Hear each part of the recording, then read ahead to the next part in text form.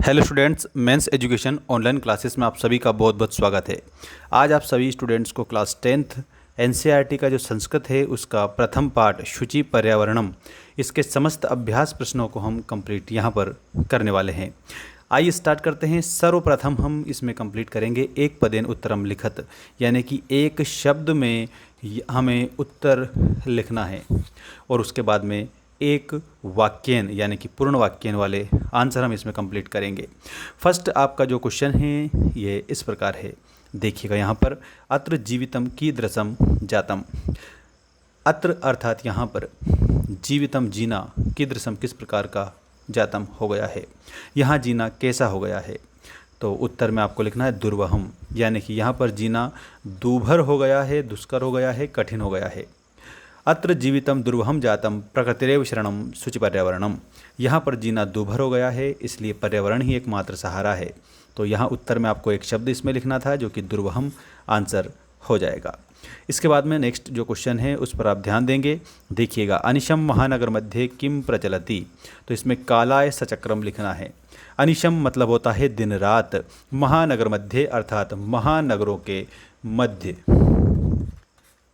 महानगरों के मध्य, किम प्रचलति क्या चल रहा है, कालाय सचक्रम अर्थात काल रूपी पहिया। काल रूपी पहिए का मतलब होता है लोहे का चक्र, लोहे का चक्र। और लोहे का जो चक्र है इसका मतलब जितने भी वाहन सड़क पर दौड़ रहे हैं उनको यहाँ पर कालाय सचक्रम कहा है, याद रखिएगा। इसके बाद में कुत्सित वस्तु मिश्रितम किमस्ति ही, कुत्सित मतलब होता है बुरी, ठीक है, या बेकार, बेकार चीज़ें किन में मिल गई है, यानी कि बुरी चीज़ों का समावेश किस में हो गया है। तो भक्षम, भक्षम का मतलब होता है भोजन, यानी कि भोज्य पदार्थ जो है हमारे, इसमें बुरी चीज़ें मिल गई है। यानी कि अभी वर्तमान में देखा जाए तो बाज़ार में बहुत सारे ऐसे प्रोडक्ट आ रहे हैं जो कि मिलावट वाले हैं, तो इसीलिए यहाँ पर बताया है कि कुत्सित वस्तु मिश्रितम किमस्ति, बुरी चीज़ें किस में मिल गई है, तो भोज्य पदार्थों में मिल गई है। इसके बाद में नेक्स्ट आपका क्वेश्चन है अहम कस्मय जीवनम कामये, यानी कि मैं किसके जीवन की कामना करता हूँ, ठीक है।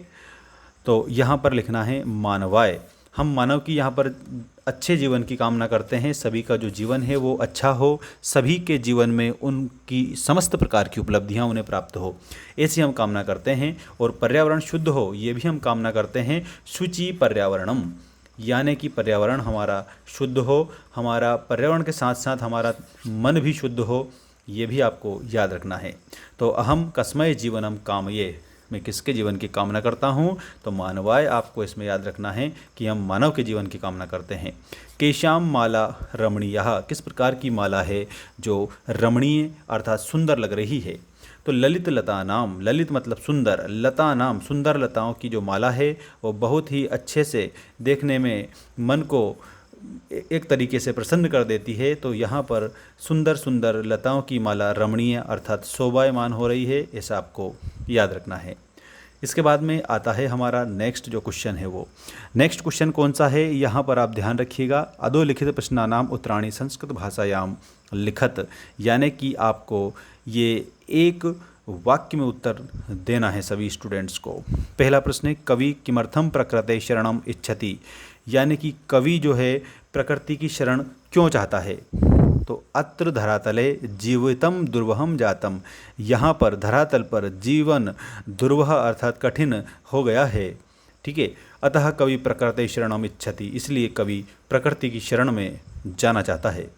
इसके बाद में नेक्स्ट क्वेश्चन है, देखिएगा यहाँ पर कस्मात् कारणात् महानगरेषु संचरणम कठिनम वर्तते, किन कारणों से महानगरों में जाना भी कठिन हो गया है।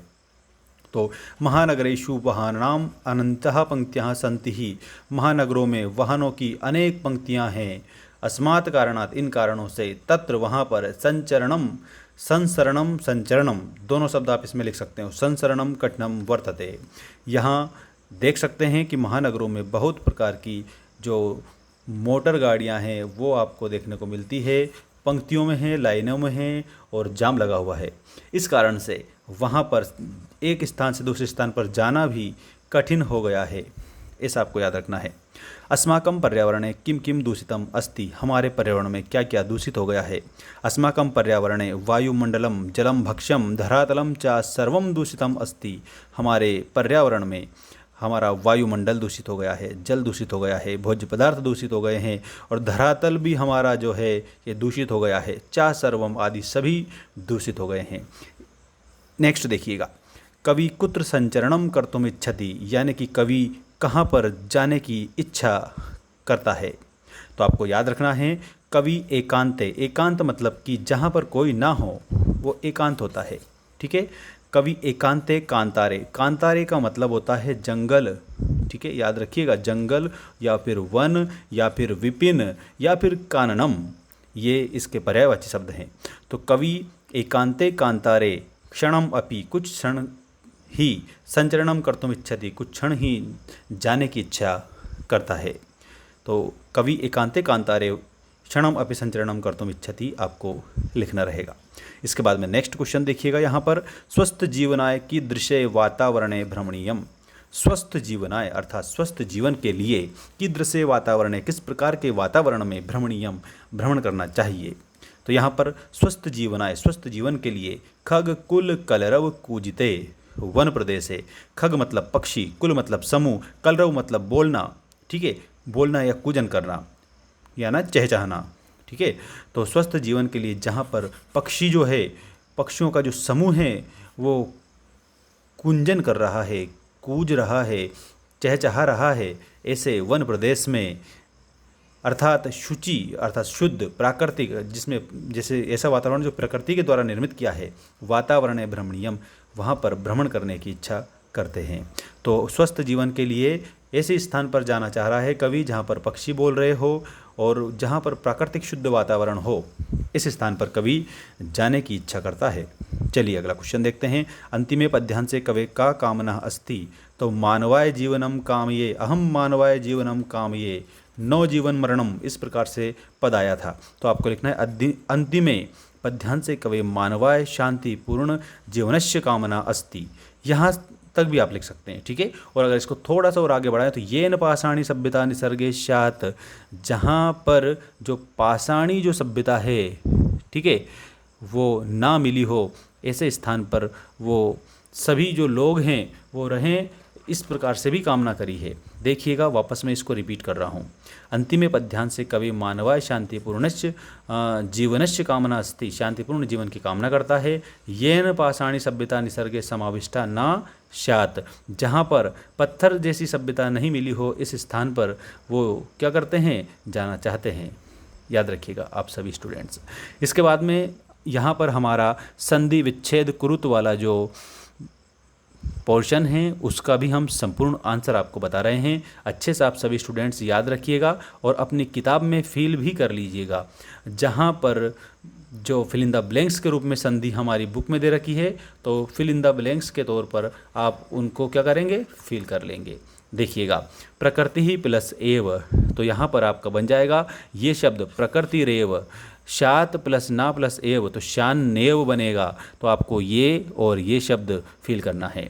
ही प्लस अनंतः, तो इसमें ही जो शब्द है ये हा प्लस अनंतः, ठीक है, दो तरीके से बनता है। हा प्लस अनंतः भी बनता है, ही प्लस अनंतः भी बनता है, दोनों तरीके से बनेगा। तो ही प्लस अनंतः, हा अनंतः, ये बना देंगे। और ये रेड जो लिखा हुआ है ये आपको बुक में लिखना रहेगा, जो फिल इन द ब्लैंक्स उसमें दिया गया है।